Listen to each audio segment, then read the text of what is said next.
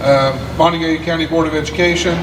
First, we have Christy Moats from the Western Magisterial District, and then we have Jennifer Haggerty from the Central Magisterial District.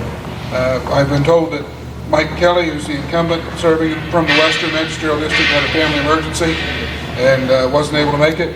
We had a response from Daniel Berry, wasn't going to be able to attend, and sent responses that he wished to be read, and we didn't offer that to any other candidate. So in the interest of fairness, we're not going to offer that to him, and no response from Brandon Meyer. So these are your candidates that are present for Monongalia County Board of Education. First, Christy Moats, an introduction from you, and then Jennifer, an introduction from you, and then we'll stay with Jennifer for the first of 3 questions.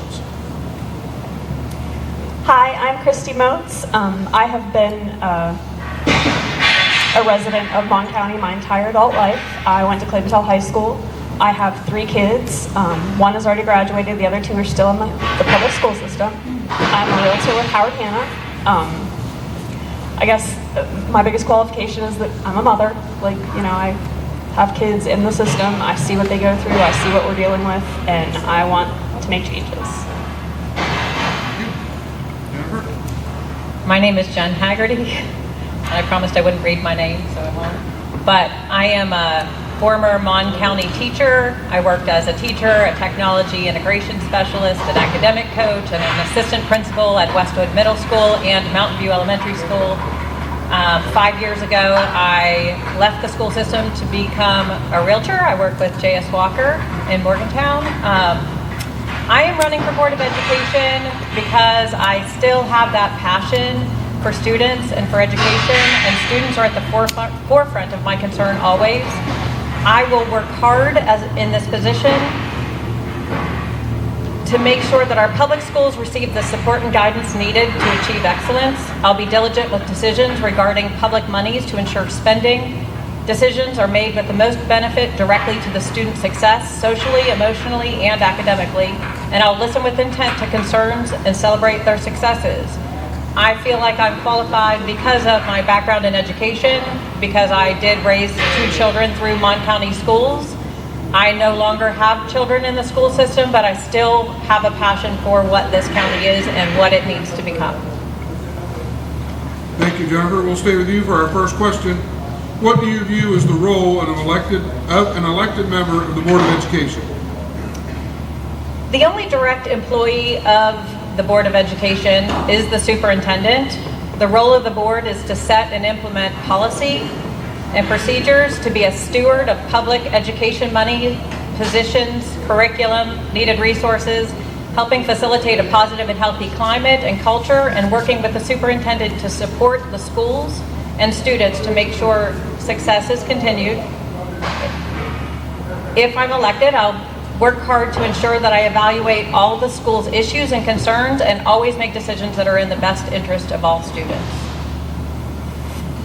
Jennifer. Christy, the same question. What do you view as the role of an elected member of the Board of Education? My role as an elected member of the Board of Education will be to stand up for the parents and the students of this county. We need to focus on freedom, no more mandates, no CRT, no more one-sided liberal agendas in our public school systems. Thank you, Christy. We'll stay with you for our second question. How do you suggest Monongalia County Board of Education engage parents directly in decisions that are being made about their child's education and educational environment? I feel that we need to put policies in place that make faculty more accountable for communicating with the parents regarding issues with their children. It currently seems like there is a breakdown in communication more often than not. I think that we need to open a dialogue between faculty and parents in real time, so they know what's going on when it happens, not when the kids get home and tell them about it because nobody called them. Thank you. Jennifer, the same question? I would encourage all parents to get involved at the school level. Get involved in your school's local LSIC. It's the Local School Improvement Council. This is the best avenue to get directly involved in shaping the day-to-day operation of the school. To get to know your teachers, your child's teachers, to discuss concerns with the teachers or principals or both if needed. Parents can have their own accounts through Schoology and follow their child's progress and communicate with their teachers. Teachers are available through email, attend parent conferences, call the school and set up a conference when needed, if you don't get responses that you timely or that you want. Sign up for Remind. There's so many avenues for communication, and if parents stay in the know, then you can catch the issues before they become real problems. And please, as a former administrator, as a former teacher, I know, and parent, I know that when my kids come home and tell me things, I don't have the whole story. There's always 3 stories for everyone. So remember, as much as we would like to sweep in and save the day, as a parent, your child might not be telling you everything, so please hold them accountable too. I think you'll find that 95% of the concerns can be best resolved through that line of communication. If it isn't solving your problems, then reach out to the central office or the board and they'll get you someone to help. And finally, as far as being involved in Board of Education meetings, they can be attended, they can be viewed live, they're recorded and to be watched the next day.